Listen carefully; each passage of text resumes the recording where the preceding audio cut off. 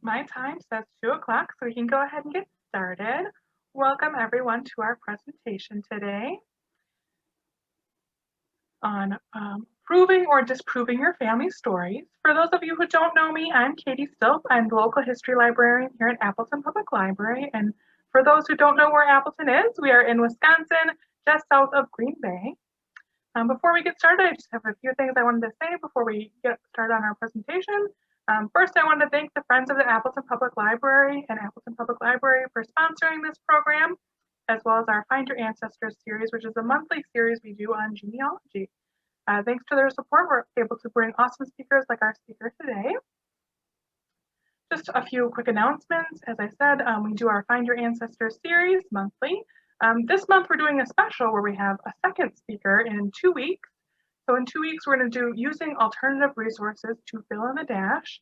And that's going to be hosted by Kathy Daly of the Wisconsin State Genealogical Society. In February, we're decipher foreign language records with Catherine Schober. And in March, we're talking about World War II genealogy with Russ Horton from the Wisconsin Veterans Museum. So I hope you will all join us for those sessions. You can find information on registering for those sessions in the handout link, which I posted in the chat, and I'll post again for those joining us a little late. You can also at any time go to our calendar at apl.org/calendar or check out our Facebook page where we also have links to register for those programs.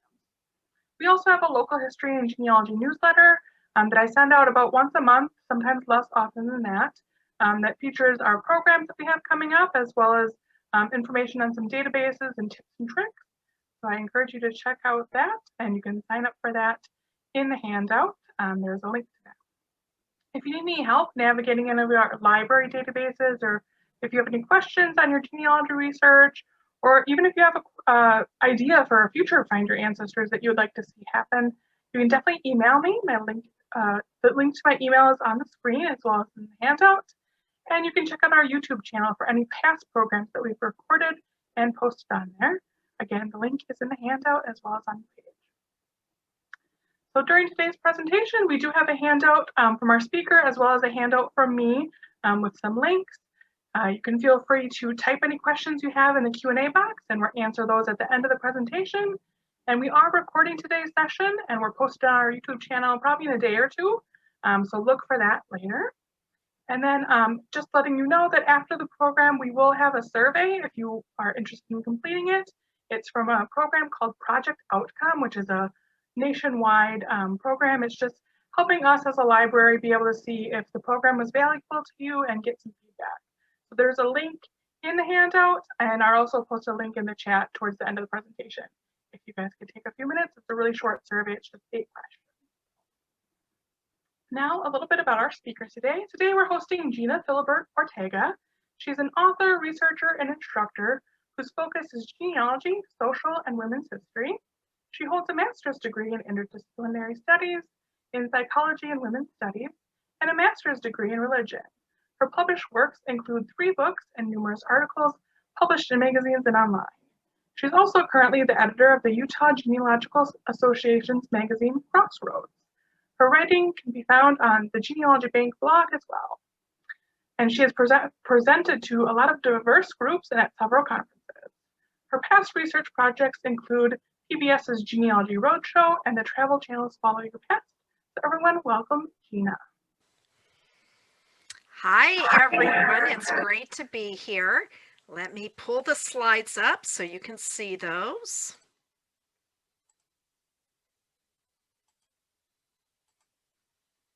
All right. It's great to see that there's people from all over. I think that's wonderful. And just to let you know that a lot of what resources I'm going to provide to you are going to be things that you can use no matter where you're researching. So it's okay if you're in Canada. It's okay if you're in California like me. I'm going to give some examples, but I'm going to give you methodology that you can try. Now, this is an important topic because as genealogists, we hear a lot of stories, right? And our families give us all kinds of information that may be correct or may not be correct. And I'll tell you, when I was researching on the first season of Genealogy Roadshow, we got a lot of people who said that they were somehow, their ancestor was somehow connected to Jesse James. And, usually it was their grandfather rode with Jesse James. There was a few people who said they were related. And so those were family stories that had come down from various family members, and they wanted to see if it was true. The other person that I hear a lot of people say they have a connection to is this guy. And if you don't recognize him, he's Daniel Boone. And so, how do we take these stories, whether they're about famous people or maybe just events, and how do we figure out are they true or not? Because our job as genealogists is to document and to tell stories. But often these stories might be just that. And the other thing is, when you've got a connection or you're trying to figure out a connection to somebody like Daniel Boone, who there's been a TV show about, there's been a movie about, there's merchandise about, just doing a Google search can be extremely overwhelming. So how do you set about doing it in a way that you don't become overwhelmed and that you can find what you're looking for?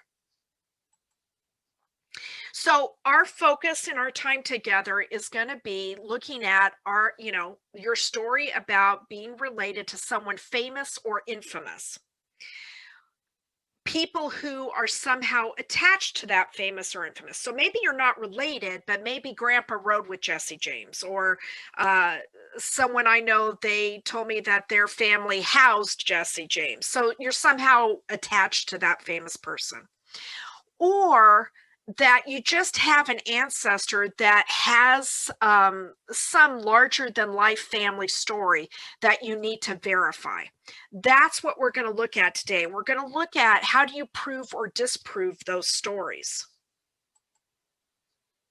Now, if you do have someone who is famous or attached to someone famous, that's good to research, because unlike maybe a farmer in the 1800s who just farmed and that was kind of it, people who are famous leave a paper trail. So people write about them. People who were their associates write about them. They're in newspapers, they're in histories. They leave all kinds of a paper trail: court records, birth, marriage, death, census, all that stuff we like, but so much more.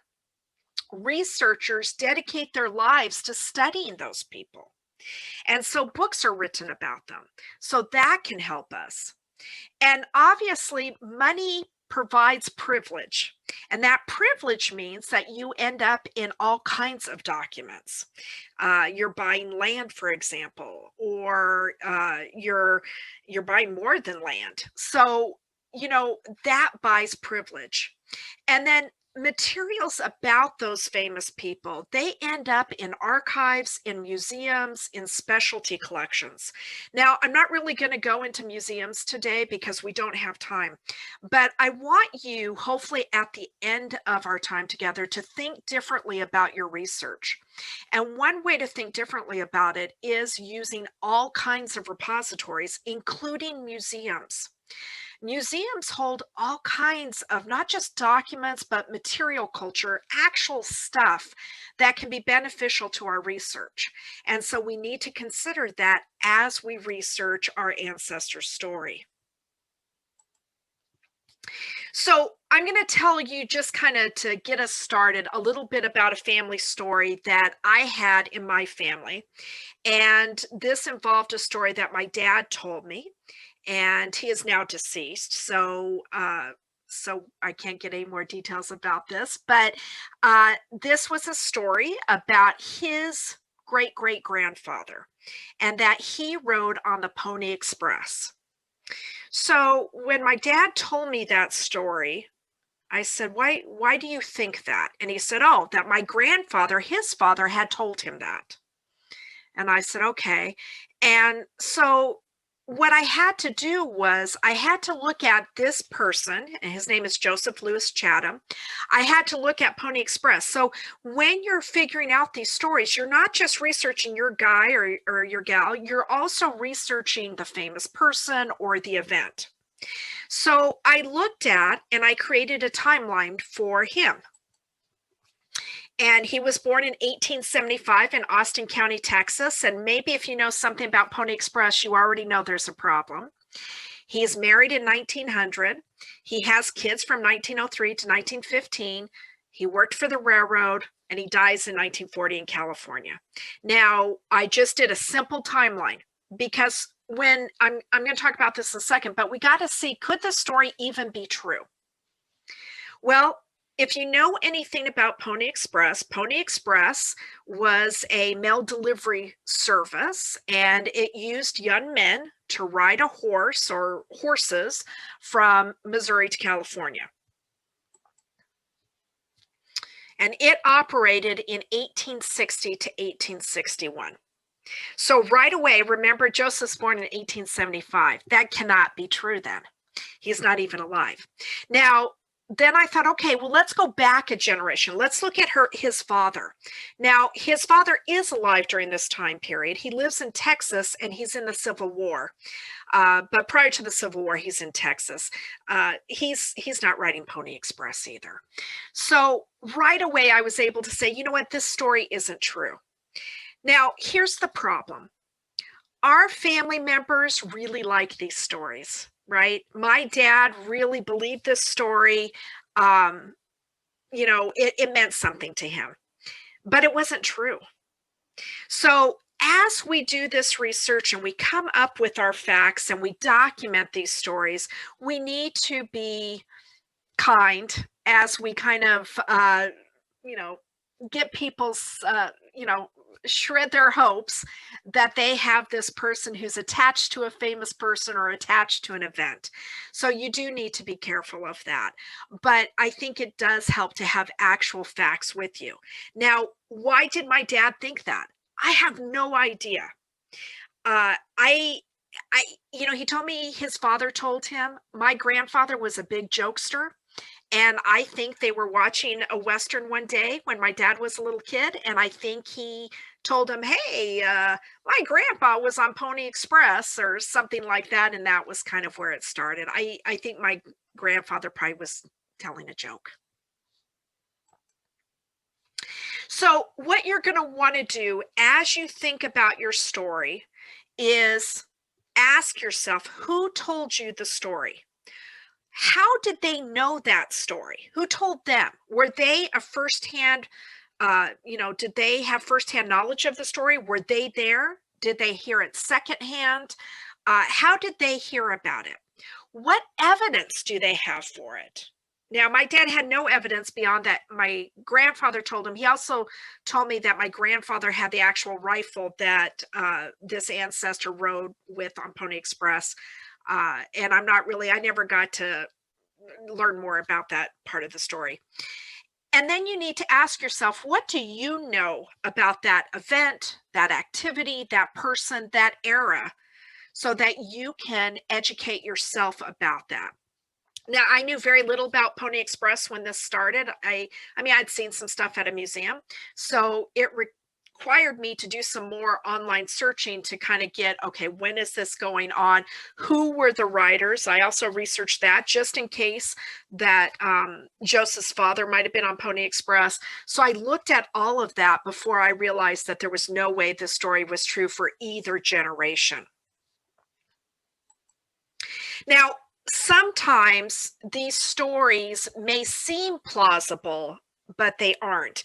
And what I'm going to hopefully do is give you some ideas for all kinds of resources. And another story that unfortunately was for poor Joseph was, we have this image of him, and you can see there's a little shield on his coat there, and there's another little thing above it.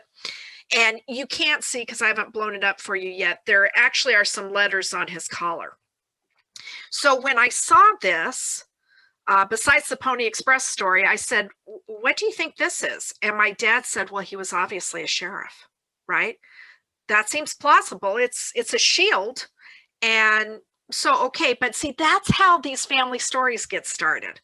He didn't know, he was just taking a stab at it. So there it is. It's still kind of fuzzy. I will tell you that the 2 letters on his collar that I have circled there are SA. So right away, I had a feeling I knew what this outfit was and what he was really in, and it wasn't Pony Express and it wasn't the sheriff's. So I went to eBay because his outfit kind of intrigued me, and I typed in Salvation Army. And sure enough, I saw other young men from this period. This is late 1800s. And I saw them with the SA on their collar. I saw them with that little shield. I saw them in these outfits, and I realized he was in the Salvation Army. And then further research in Salvation Army records, Salvation Army had a newspaper, it's called The Call, that proved correct.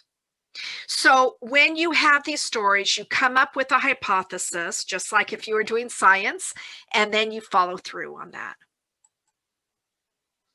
Now, one of the most important things about these stories is to put together a timeline. Now, you should be doing this with all your research, not just your, questionable family stories, but every research. But when you're doing it and you have somebody who's connected to an event or a famous person, you want to do a timeline, not only for your person, like I showed you for mine, but also for the famous person or the event. And that way you can keep track and see if any of it makes sense. Is this probable? Now, you also need to write down what sources you're checking. Now, as genealogists, you're used to birth, marriage, death, the census, but we're going to go beyond that. We're going to do that, but we're going to go beyond that. I recommend you got to do what's best for you, but you might want to use a spreadsheet. In fact, when I'm researching more than one person, I tend to use spreadsheets because I find it easier to keep track of information. But you could also use a system like Trello or some other that you feel more comfortable with. The purpose in keeping a timeline or some other spreadsheet is to see where people were on certain days and if they match up. So if Grandpa rode with Jesse James, but Grandpa's in one place and Jesse James is in an entirely different place on that date, it may not be true. Because remember, we're proving or disproving. The nice thing about Excel is it is a good tool to use for keeping track of multiple people and various families and stuff. So this does get a little complex, so you might want to use a tool like that. Now, as we research, we're using, and I'm going to talk about some of the same genealogy resources you're used to right now. Like I said, the census, and we're going to talk about newspapers. You want to consider that some of the facts about a famous person, if that's what you're looking at, and some of their biographical facts may have been changed or altered, right?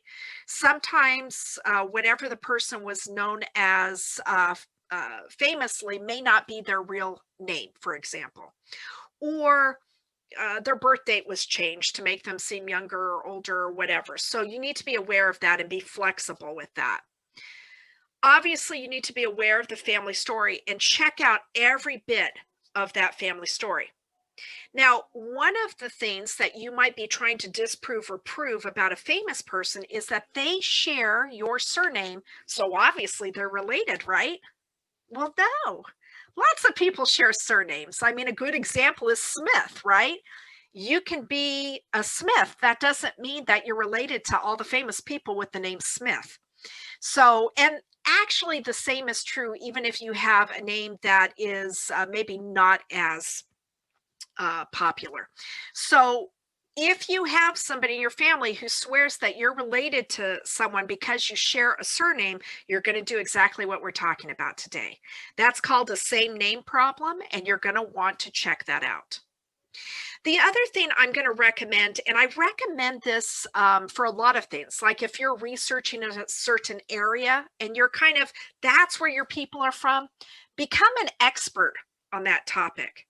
So when I was on researching for Roadshow, I became the go-to person for Jesse James. And for a long time, that's all I did is I lived and slept and ate information about Jesse James. So you're going to want to do the same thing. And so you're going to want to know what records exist for that place or that event or that person. And you're going to want to exhaust all of that. This means doing much more than just looking at a tree or going on Wikipedia. You've got to add to that. Now, I'm just going to talk about this very quickly because we have a lot to go over. But one of the things in genealogy is that we have records that we determine how good they are based on things like who the informant is. This is called the Evidence Analysis Process Map, and you can find it on the Evidence Explained website. If you Google Evidence Explained, Quick Lesson 17, you'll find this map. And it tells you that, you know, sometimes we have original records, and sometimes those original records are informed by people who are there. But sometimes they're derivatives, like an index, and we don't know who gave the information. And so those records aren't as great. You're going to want to, when you can, find original records. That's not always possible. But as you gather this evidence, you're going to want to look at who is the informant and how much did they really know. I thought about that when my dad was telling me the Pony Express story. He didn't know the person. And my grandfather probably did.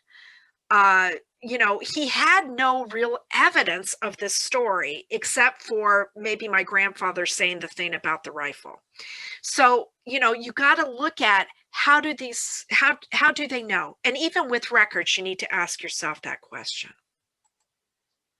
Now, the tactic you're going to want to take to prove or disprove a story, the methodology, is this one.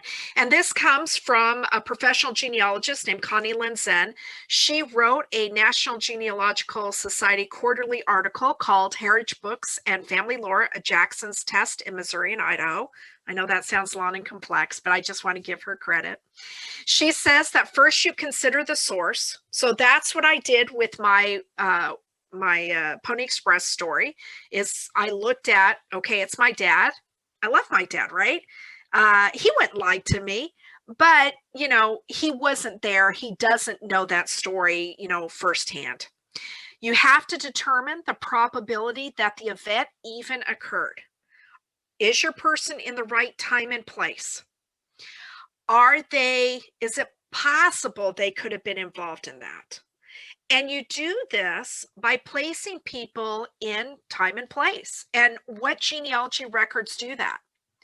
Censuses, vital records, city directories. So, and that's part of doing our timeline as well. And then we look through all extant records. That means all records that are available, that we have available. Now, let's talk about that. We're in a pandemic, and Katie and I were talking about, you know, what libraries are open and stuff where you are versus where I'm at. We don't have access to a lot, right? But even if all you have access to is online, you're going to want to go through everything. And one of the things I'm hopefully going to help you with today is giving you some ideas for sources that maybe you didn't know existed. And then when we can go places and go research in person, then you can extend that research. So this is more than just getting on Ancestry and putting in a name and date and seeing what you find. You got to remember to consider the source, determine whether it could have happened. Some things, you know, for example, people say they're a descendant of George Washington. Historians believe George Washington had no descendants. So that's, you know, so you kind of can stop there. So determine if it could happen, put them in time and place, and then look for the records that are from that time and place. Now, I'm going to tell you something that some of you may not agree with, and that's okay.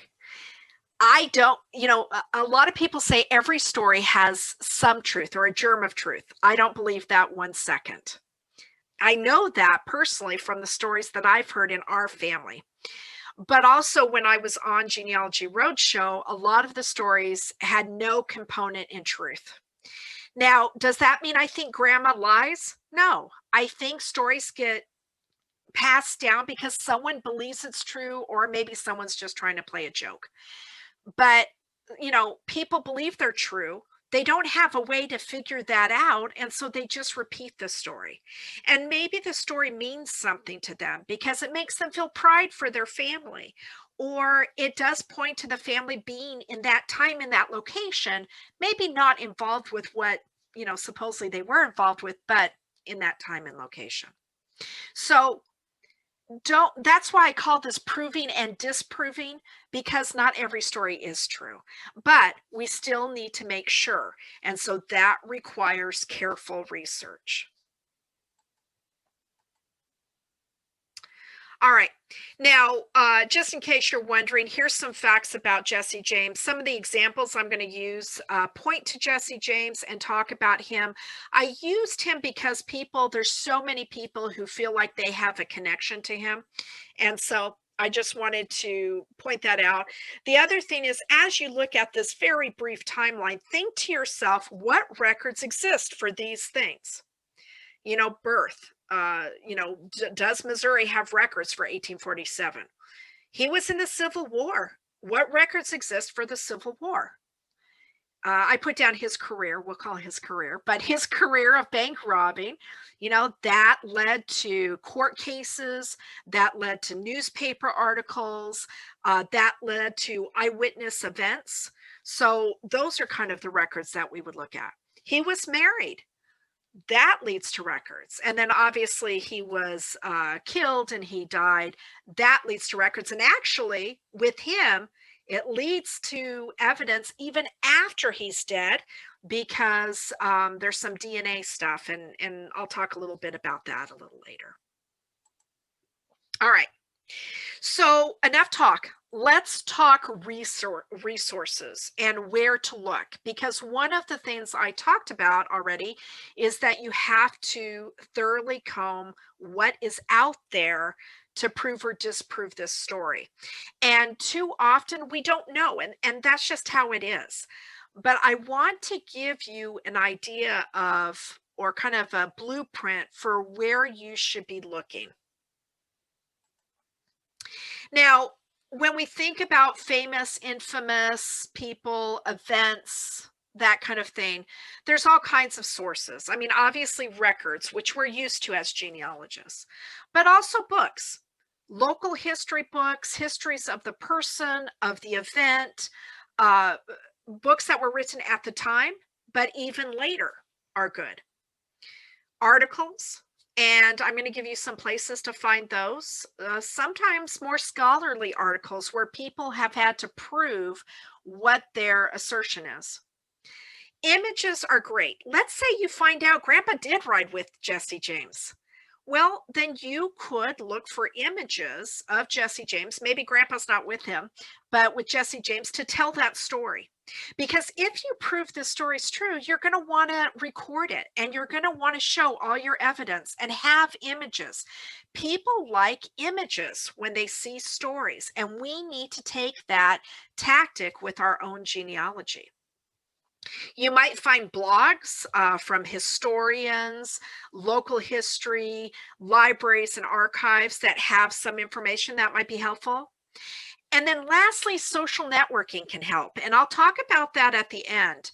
But I'm not talking about, kind of a superficial Facebook, search. I'm talking about really gearing your social networking, social media search specifically for genealogy. All right. So let's talk a little bit about records. And my assumption is, and it's kind of difficult because we're virtual, that you know about birth, marriage, and death, and you know about census and stuff. So I'm not going to go into that too much, but I just want to show you a few things.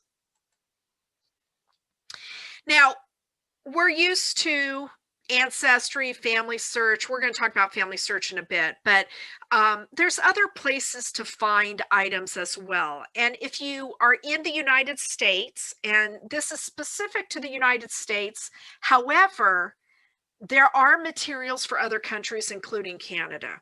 But the repositories who participate in this are US based. So DPLA, the Digital Public Library of America, is a great resource, especially if you're doing famous people or an event. Now, this is the easiest website to find because the URL is simply dp.la. That's it. Now, what this is it is a consortium of various institutions in the United States who provide their digital content in one place to search. Now, what's the benefit to us as researchers? You know that saying you don't have to know what you're looking for to find it? It's kind of like that. So it's a great first place to search. Now, what you're going to want to do, if you're searching for a famous person, you can use their name or an event. If you're just searching for your ancestor, don't search that way unless they were famous or infamous, because that's probably not how the information is cataloged. So you also are going to want to search for things like the place they were from, maybe the name of the event, an occupation, that kind of thing. So I did Jesse James. I actually did this yesterday, and there were 10,370 results. Now, just like if I was on Google, I would get millions of results. And so what I might caution you about is, one, there's more than one person named Jesse James, right? Who's famous. So I need to keep in mind that. I may want to narrow that search down to make it more to what I need. Now, most libraries have this refine your search box over on the left-hand side that allows you to narrow that search. And so I may go through there. I might decide to search during a different, specific time period, for example, or a specific repository or a subject. If one of the choices here is motorcycles, well, this Jesse James didn't ride a motorcycle, so I might not want to use that, right? Now, some of this, these first parts look like kind of maybe fictional accounts. As I scroll down this list, which I'm not showing you, but there's images, there's all kinds of things. In fact, there are records. So this is why you have to kind of look everywhere. This is the indictment against Jesse James, and this is held in the U.S. District Court for the Western Division in Missouri. And so this is held at National Archives. Now, you may not look at National Archives catalog a lot. If you went to the National Archives catalog, you could find this as well. But the nice thing about DPLA is it allows you this finding aid so that you can easily find this. Now, all I have to do is click on this. It takes me to the National Archives catalog where I can then download it and learn more about this item. Oh, let me just say this, I'm sorry. So it's a great finding aid to help you find other things. And I have found lots of records. I found marriage records on here, images, because remember, this is a digital public library. So they're digital items, books, I mean, just pretty much everything. And it's constantly changing as new repositories come online and they add their materials. So it's one of those things you're going to want to look at over time. And it's free. So that's the best part. All right. Now let's talk about libraries. That was kind of a good segue to libraries. You know, we're at a time where it's hard to research at libraries, but when we can, you need to keep in mind what libraries exist that might have items that I could research. And that's a long list. There are public libraries, and we're part of one right now, right? And public libraries have all kinds of stuff beyond just books and periodicals. They may have microfilm records, they may have local history files, they can have all kinds of stuff. And we need to be aware of our own public library, but also the library where our ancestor lived. They may have family history related items or local history items that can be of benefit to you. Don't forget that it's okay that everything's closed, sort of. Look at their website. Do they have digitized newspapers? Do they have digitized files? So you need to look even if you can't go somewhere. There's private libraries, and sometimes these are member-only libraries, or you have to be you have to get permission or whatever to be a part of that. But they're worthwhile to look at as well. There's academic libraries, and this is the one that most genealogists ignore.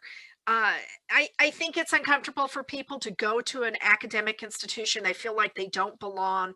You know, you might be a lot older, you know, than the average student, that kind of thing. But in actuality, academic libraries have wonderful subscription websites. They have newspapers. They have local histories. They have things that can be very beneficial. And if you're looking at a state library, a state academic institution, it's possible your tax dollars are paying for that. So you might even be able to get a card.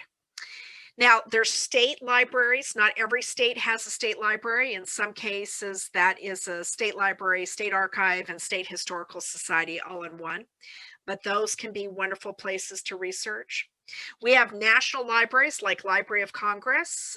There's also the USDA library, the US Department of Agriculture, and the National Library of Medicine. So, you know, that can be beneficial. If you're in Canada, there's Library and Archives Canada. So don't ignore those places because maybe it's far away from you. Look online and see what they offer. And then finally, there's genealogy libraries. So if you were all in the room with me, I would ask you, what's the genealogy library that comes to mind right away? And most of you would probably say the Family History Library in Salt Lake City, Utah. But there's other libraries. There's the Mid-Continent Public Library's Genealogy Library in Missouri. There's the Clayton Library in Texas. There's the Godfrey in Connecticut. So there's other genealogy libraries. And the nice thing is some of those have great collections online. Allen County Public Library, who probably some of you are familiar with and have been there, they have about 120,000 items that are digitized online through Internet Archive. So, you know, exhaust that stuff online before you decide to make a trip somewhere. Now, I do want to talk about Family Search and the Family History Library because this is something you should always exhaust. And I just want to give you an example. Now, obviously, you can go to the Family Search Wiki and you can look up a place or a topic to learn more. But I really want to recommend that you look at the catalog. And you do this by going to familysearch.org, clicking on Search at the top, and then Catalog. Now, once you're in the catalog, you can search by a keyword, by a place. In this case, I went ahead and did Jackson County, Missouri, just to kind of give you an example. Here's all the records they have for Jackson County, Missouri. And if I scroll down, and if I was researching Jackson County, which I have, I would want to click on each of these and see what is available through Family Search. Now, some of it is going to be online, some of it's not, but I still would want to take note of that. Now, if you look, I have there my arrow pointing to court records. You know, if I'm researching somebody like Jesse James, I'm going to want to look at court records. And despite what people think that people were so great in the good old days. They didn't sue each other and all this, and society is much more sue happy, lawsuit happy. That is untrue. People have always hated each other. People have always divorced their spouse. That's the records that are the best. So go through here, see what they have that you haven't looked at through Ancestry or some other site, and then take note of that. That might be helpful to you. Now, I especially wanted to talk about court records quickly because that's a kind of record set that sometimes people will say, I don't know where to go to research. And that makes sense because they can be all over. They might be on Family Search. They might be at the original county. They might be indexed in a book. They might be at an archive. So you need to know, and one of the reasons I'm telling you about all these different places, sorry about that, is that you need to know what might be out there, and it might be all over the place. Here's another shot of those court records, and you can see there's all kinds. Now, it's not everything. So this tells me what they have, and then I would need to go and see where the court records I need are. Now, sometimes that means going to the courthouse, and so go to their website and see if it says anything. And know that courthouses, I know where I live, different records are in different places, and it's maddening. So, for example, in this case in San Bernardino County, California, most of the divorces are where people get a divorce. And so you have to stand in line with everybody getting a divorce in order to order the record. And then they have to look on fiche, and then they call you back. It's like a 3-week process. But some of those cases, they went ahead and gave to the local archive. And there's no rhyme or reason to this. So that goes back to being an expert in what you're researching. You need to do kind of the due diligence to find out where are those records. And sometimes it's not apparent online. You may have to make some phone calls. So I would start with Family Search, and then I would look at the county courthouse. Then I would look at, county archives, state archives. I'll talk about that in a second. I would look at all of that to try to figure out. And sometimes they're in places that don't make sense. Los Angeles County donated a bunch of their court records to the Huntington Library, which some people might know because they have artwork and gardens and beautiful stuff. People without a PhD can't research at the Huntington, except for those records. So things get placed all over, and that has to do with courthouses not having the room and needing someone else to store them. So what you do in one state is different in another. Now, one of the places I told you about the different types of libraries, and it makes sense. You would go to their website and you would search their catalog. But the other place to search is this one, and it doesn't matter where you're researching. Canada, Europe, it doesn't matter. This is WorldCat. WorldCat is a library catalog for the world's libraries. Not every library participates, though, only about 10,000. So that's really important to keep in mind. You may find out that your local library doesn't participate. So then you've got to look at their catalog. But this is a nice way to kind of see what's out there that might be helpful.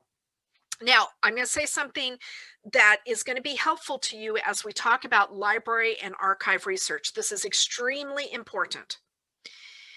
When we research genealogy websites like Ancestry, Find My Past, My Heritage, we're putting in name, date, and place because that's how those records are transcribed and indexed.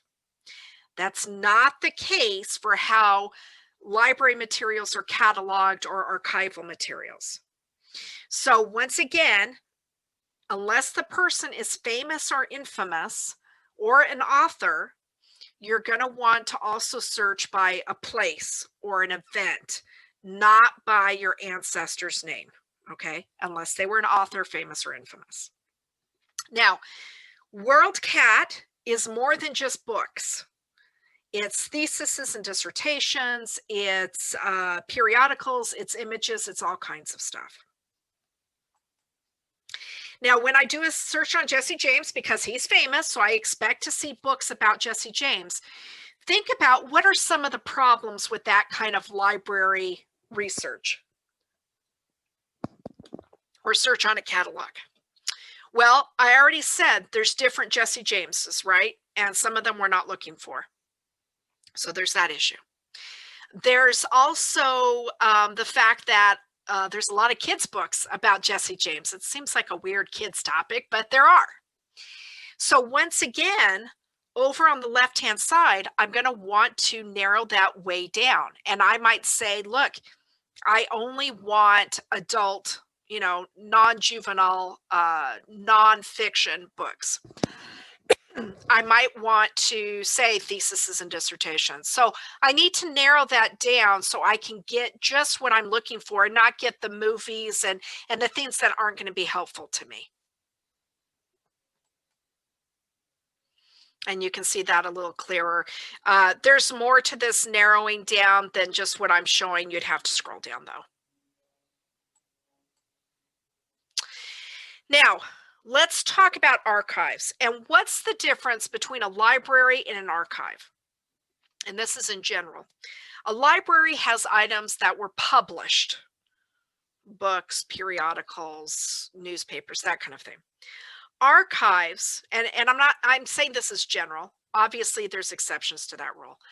Archives have items that were done by people involved in an event. They're there at that time period. These are things like letters and membership records and court cases and church records and correspondence and scrapbooks and that kind of thing. These are the gems that genealogists love and that often aren't online.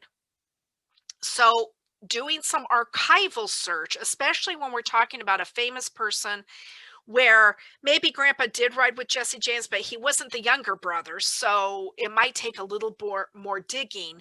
You might need maybe the diary of a sheriff or something in order to figure it out. Now, just like there's different kinds of libraries, there's different kinds of archives. There are government archives. So I showed you something from NARA. That was a court case, and because it was the district court, it was eventually handed over to NARA for archival purposes. So those are federal records. There's county archives, there's state archives, there's maybe a city archive. So there's all kinds of government archives. When we talked about Canada, we said Library and Archives Canada. So theirs is all together, the National Library and the National Archive. There's corporate archives. So if you're researching a story, grandma worked at Disney, there's a Disney archives, okay? There's academic archives, and academic archives usually encompass their academic community, but also topics they're interested in. So that may be something that isn't obvious to you.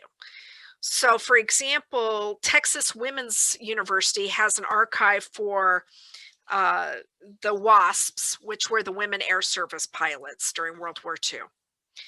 A local university to me here in California has the Tuskegee Airmen collection. So sometimes they collect things that are of interest to their institution. There's historical societies, and they might be on a city, a county, a state, or a topical area, and they have archives and libraries. Museums have archives, and sometimes those archives do have paper items, diaries, that kind of thing, but sometimes they have actual items, what I referred to before as material culture. They have, quilts and all kinds of stuff. So that might be. And there's all kinds of museums, right? I've been to prison museums. There's all kinds. And then there's religious archives. So as you can see, there's all different kinds of archives that might have the stuff that can help you tell a story. Now, where would you start? Well, I'd probably start in the place where my ancestor was from, start with those archives, and then branch out from there. Unless It's a topic that I know a specific archive handles, like federal records, which is National Archives. Now, one place, just like libraries, you can go to an archive website and do a search. You know that. But we can also go to something called Archive Grid. Now, this is like WorldCat. It's for the world. So it doesn't matter what you're researching or where. And just like WorldCat, we're going to use a keyword, okay? Not our ancestor's name unless they're famous, infamous, or an author. We're going to use Jesse James, or we're going to use 1906 San Francisco earthquake, or whatever. And then we're going to do a search. Now, let me just say this about archives. It may make sense to you that if I'm researching Jackson County, Missouri, that I would want an archive in Jackson County, Missouri. They're the only ones that are going to have Jackson County, Missouri items. But what happens is people inherit stuff, they want to get rid of it, and they call an archive that's nearer to them. Their friend works there, they went to that school, and they donate it there. And it may have nothing to do with that place, but it's accepted.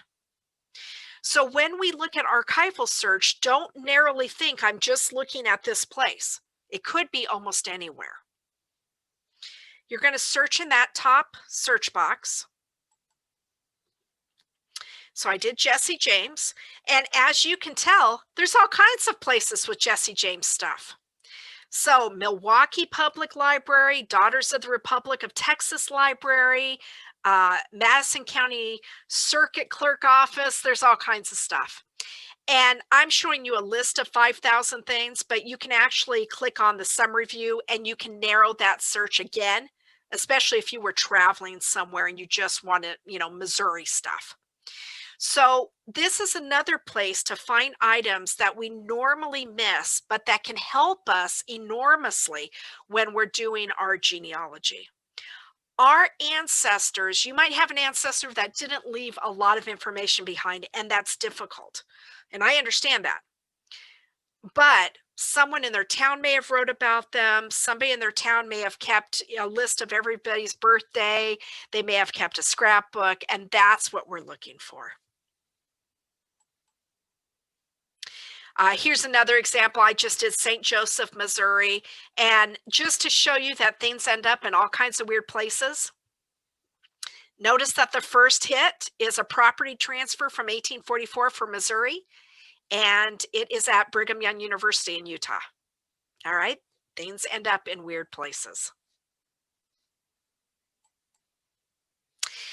Now, I'm not going to talk about this too much because this isn't something I usually go into, but obviously there might be cases if we're talking about a famous person that DNA might help. And there's all kinds of mythology around Jesse James. And, the genetic genealogist Blaine Bettinger has written about Jesse James's DNA. That might be something to check out. For many of our stories, that's not going to help. But if your family is swearing that you're descended from George Washington, you might want to do some DNA and show that that's probably not it. So it's a possibility, and it should be something in your toolbox. Now, when we look at books and articles, we want to look at a lot of stuff. Famous people are written about ad nauseum. And so we want nonfiction books, obviously, hopefully histories that are well documented. Now, when we look at famous people, especially famous people, when we look at 1800s and before, a lot of the information might not be what we call sourced. So it's just, there and there's no proof of it. I always look at the back of the book and see where they researched, what books they looked at, what records they looked at. That's important to make sure that it's a quality research. You want to look at the bibliography, the footnotes, the endnotes, because that's going to lead you to other sources that might help you with your answer. Now, obviously, it's a really difficult time right now, but you can get books through buying them through interlibrary loan, but don't forget about digital sources. And I want to show you too, that hopefully you know about, but if not, start using them today. One is Google Books. Now, Google originally set out to kind of be the world's library catalog, and then they decided they weren't going to do that anymore. But it's a good resource, especially for older digitized books. Now, the beauty of Google Books is the content is what we call OCR'd, optical character recognition. So you can put in anything you want and do a search. You don't have to just limit your search. You can put your ancestor's name if you want. Now, I'll tell you, you can go straight to the Google Books website. Just Google Google Books. Or when you do a Google search, up at the top of your results, one of the choices is more. You click on that and then click on books, and it will show you just the books results. Okay, so you can do that as well. So here is some of the results. Obviously, way too many, 258,000. So I would maybe want to do some things to narrow that search down. Now, I did try to narrow it down by putting an exact phrase search, which is when we put the name in quotes, but it's still too many.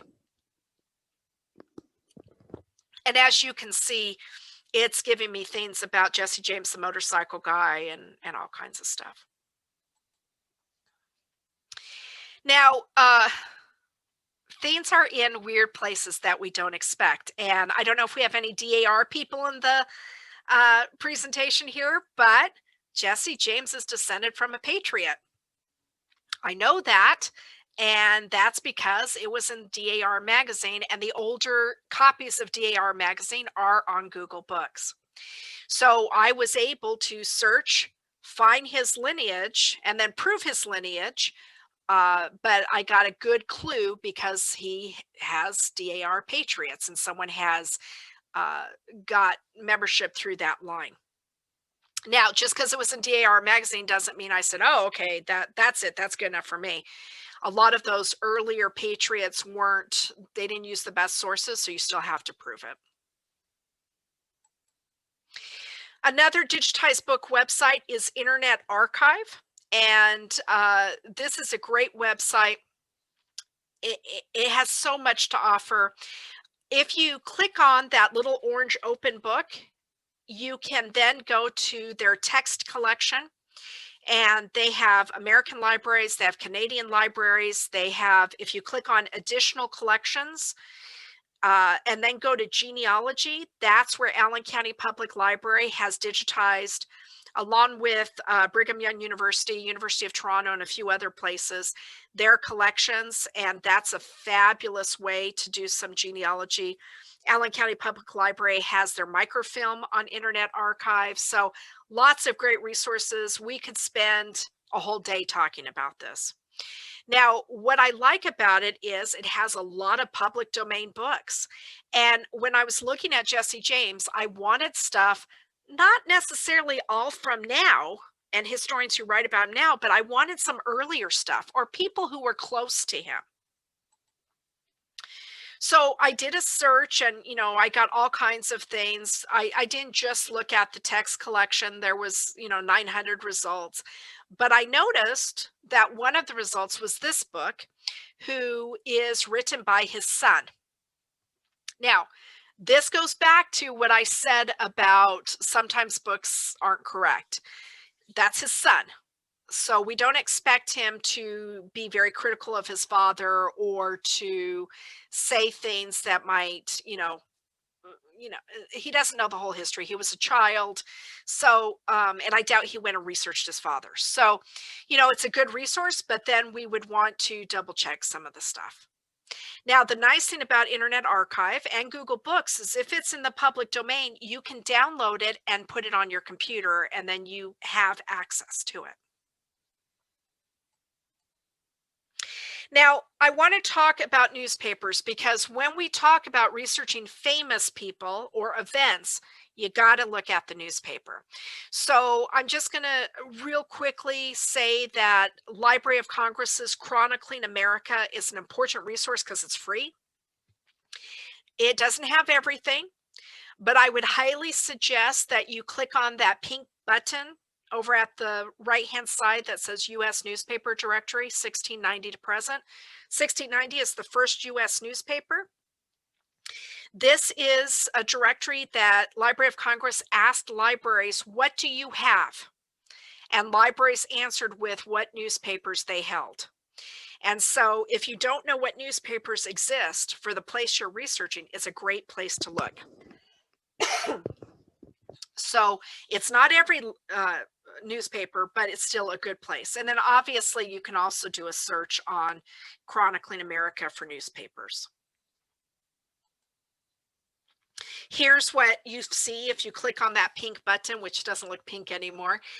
You can search by a newspaper title, by a place, or by a type of newspaper. And this is also good for foreign language newspapers that were printed in the United States. They're all U.S. newspapers. So printed in the U.S., different types like labor union newspapers. So it's a little bit of everything.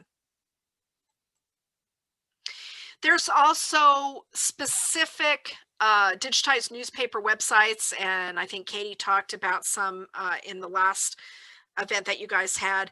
Genealogy Bank has newspapers from 1690 to present day. So I think what's important to keep in mind with Genealogy Bank or newspapers.com is that they all have different stuff. So before you subscribe, make sure that you look and see what titles they have for the place that you're researching. And remember, here's Jesse James again. I did a search on Jesse James, but I narrowed it by time period so that I wouldn't get all these results that had nothing to do with what I was looking for. That gave me only 4,000 results, still a lot, but I could even narrow it down even more. But that's how, when you've got something that's so overwhelming, look for those tools that narrow your research or add to your search. I could have included a keyword like death or bank or something like that to look for a specific article. Newspapers.com has newspapers from the US and Canada and some European newspapers. So once again, go and see what they have. If you go to papers up at the top, you can narrow that down by place or time period and see what they have. And if you have an Ancestry subscription, when you find things, if this is somebody who's on your Ancestry tree, you can attach the article to your tree. All right. Other periodicals like journal articles, I just want you to be aware of these. I'm only going to tell you about two, but there's JSTOR, which I'll tell you about. Libraries have periodicals. There's Percy, which I'll tell you about, and then there's Google Scholar. You can Google Scholar and find out more about that. But let's just look at JSTOR and Percy, because Percy is something that most people who've done genealogy for a long time know about, but sometimes we don't take advantage of. And JSTOR is less familiar to people. But one of the nice things about JSTOR is that they are allowing you to save so many articles for free in a free JSTOR account. So let's check that out. So this is what it looks like. Once again, you're just going to do a search. The content is OCR'd, so you can search on whatever you would like. I highly recommend that you set up a free account. And you can actually do this, I think, with your Google account, because that way you have those virtual bookshelves. So JSTOR has periodical articles, academic articles, and they also have books. And because it's a free account, you're not going to be able to look at everything, but you will at least be able to see enough so you can see if it's something you need. So here again, there's 2,500 results. Here's an example where it shows me what it is, what the title is, and whether I can read it online or not. So I highly recommend, if you haven't tried JSTOR, kind of try it. Put in some keywords and see what you can find. They actually do have some genealogy content. A good example are things like indexes to marriages that were published in various historical society journals and other academic institutions. Now, Percy, if you don't know, is the periodical source index. This has been around for a long time. It is now licensed by Find My Past, which is a subscription website. However, you can search it. You just can't look at all the results. So Percy is a good place to find articles that were published in historical and genealogy society newsletters and magazines. And once you find them, you can fill out a form from Allen County Public Library and get a copy of the article. Some of them are digitized on Find My Past. Obviously, you're going to need a subscription, or you're going to need to access it at a family history center. And that's what it looks like. You know, we don't have a lot of time to go into this because, once again, this is another topic that you could go on for a lot longer, but you're going to want to search by a place or the famous person's name, something like that, because even if your person is mentioned in the article, the way that it's indexed, they may not appear, or they probably will not appear if you do a search unless it's been digitized. So search on a place, search on that famous person. Don't just search by your ancestor's name. And then let's finish up by talking about social media for a second. Social media gets a bad rap, but it is a great research tool, especially when we're looking at famous people, events, places, that kind of thing. I highly recommend that you go to Catherine R. Wilson's website. And if it's not in the handout, then just Google Catherine R. Wilson and look at her genealogy on Facebook list. This is currently 16,000 links. They're indexed, so don't worry, of Facebook groups that have to do with genealogy. So, for example, places, topics, that kind of thing. Now, it's a great list. She updates it every so often. You download it, it's a PDF. If you're in Canada, then you know Gail Devers has a very similar list. Catherine has her list, or you can just do Gail Devers Facebook genealogy on Facebook. And then if you're in Australia, there's Alana Tester's list. All of those, there's links on Catherine's website. Don't forget that institutions have Facebook pages and that their posts often educate you to what they hold. So here is one of the National Archives branches in California. They hold records for Southern California, Arizona, and Clark County, Nevada, but they also have a Facebook page. And on the Facebook page, they post things like records, or if it's a holiday or something, they'll post something. So that's a great way to learn more about research. And as you can see, this is a Arizona prostitute permit. So that might help you if you have some family story about a prostitute in the family tree. It can give you an idea of what could I research. I highly recommend that you follow institutions, libraries, and archives on Facebook so you can learn more about what is available. And then finally, you know, we don't think of this as social networking, but there are social networking trees, collaborative trees online. WikiTree is one, Genie is another, and to an extent, Family Searches tree. It's a collaborative tree as well. The thing is, if you are researching a famous person, someone has done their family tree. Now, just like any online family tree, I'm not saying to take that verbatim. You've got to do your own research, but it can be nice to have a head start. So look online, see who has already done a family tree, and go ahead and verify that, and that might help you as well. So we all have family legends in our family history, and that might have to do with a place or a famous event or a famous person. But the key to that is verifying and researching and making sure that those stories are more than just stories.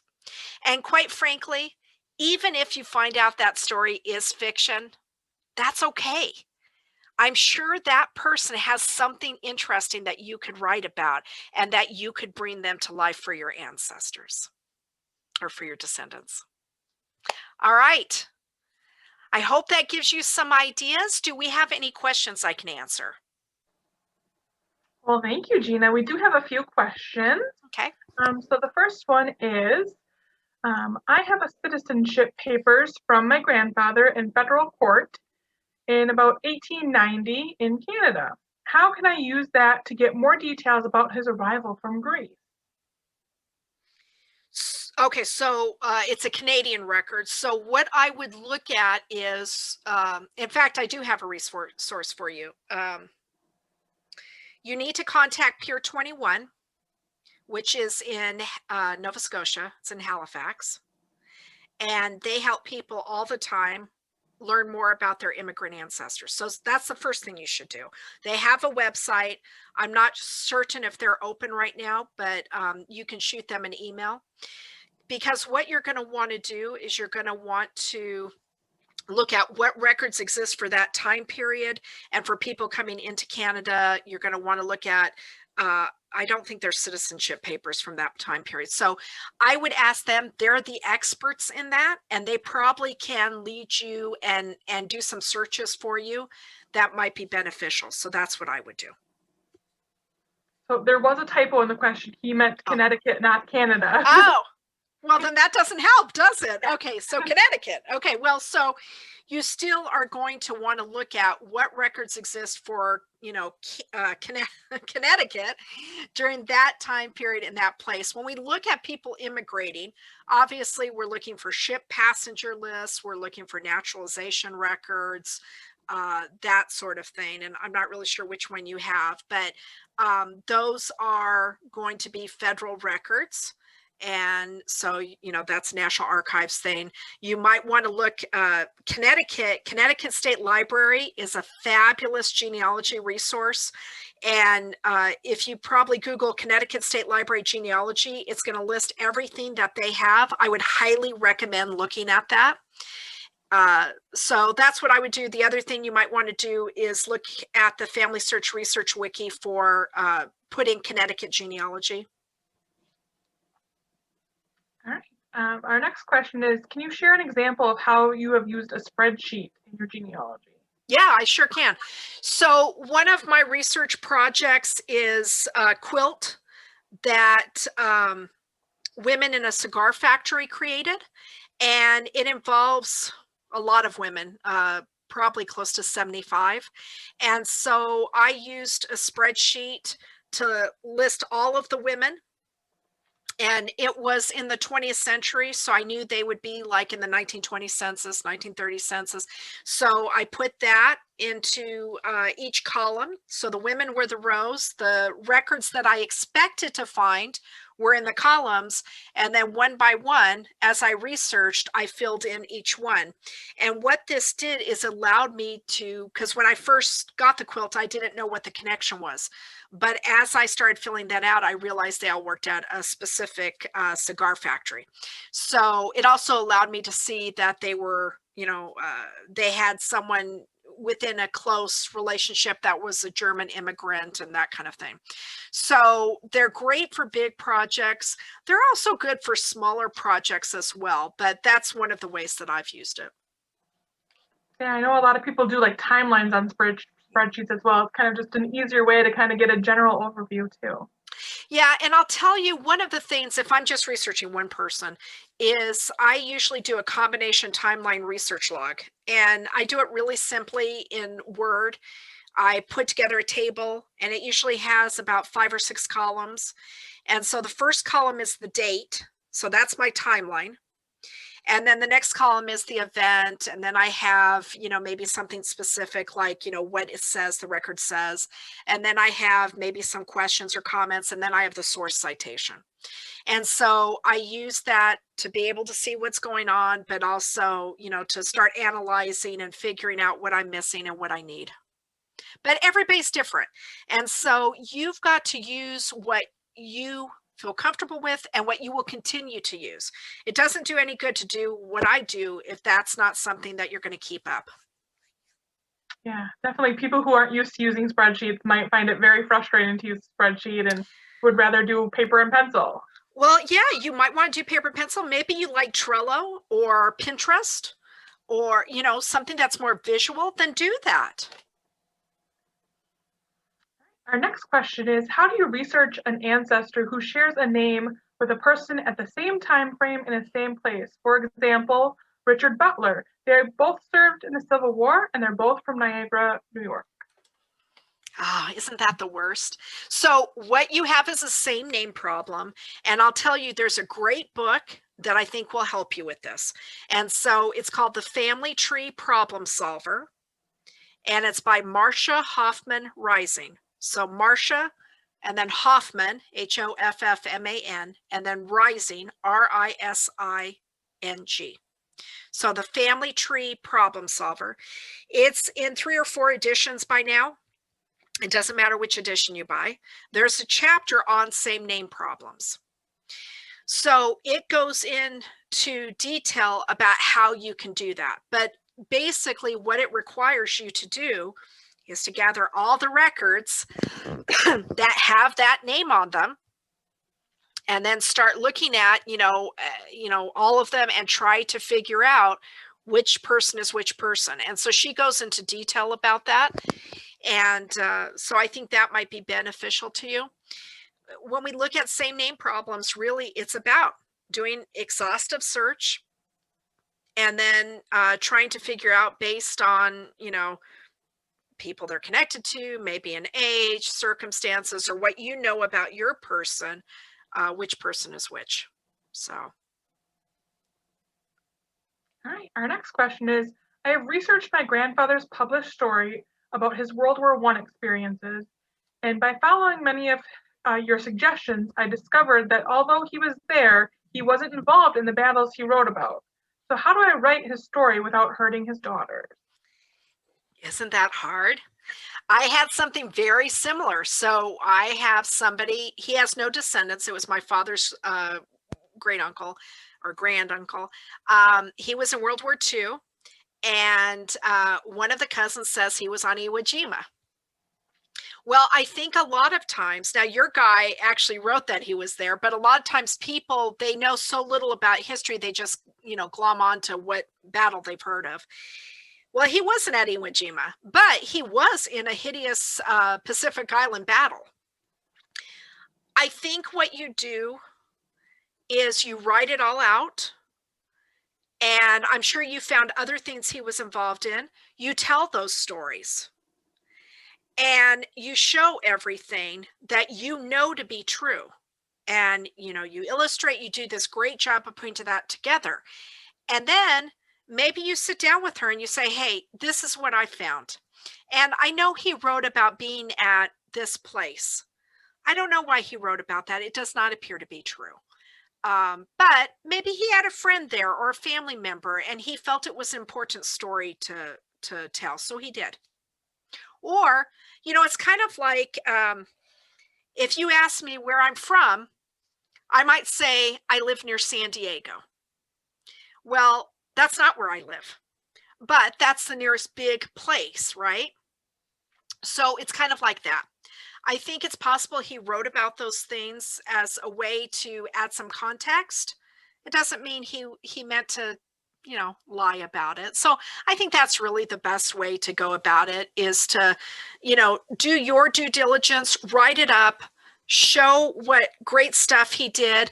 And then you might even in what you write up say, I know that he wrote this, this, and this, but it does not appear to be there's no evidence of it. I guess that's a better way to say it, right? There's no evidence. All right, our next question is, what sources do you recommend for people born in India and immigrated to the United States as young adults? So what time period is this? Do not say. Okay, so I always tell people the first thing you're going to want to do is go to Family Search and do a catalog search. Then you're going to want to go to, obviously you're going to exhaust everything from their time in the US and then work your way backwards. Go to the Family Search Research Wiki, put in India genealogy and see what comes up. Now, I don't know that they have a lot for India. You know, depending on the time period, when it was, and obviously I don't know that much about this history, but when it was under British rule, I know there's records at the National Archives in England, so that might be something to look at, and what records they hold, and they have different guides. But I always think it's important to start at the Family Search Library or Family Search Catalog and the Family Search Wiki, and then go from there. Yeah, they did chime into the chat that said they immigrated in 1980, so fairly recent. So fairly recent. So, you know, the problem is that's kind of recent history. And so there's not going to be a lot of records available because of privacy issues. So what do you do then?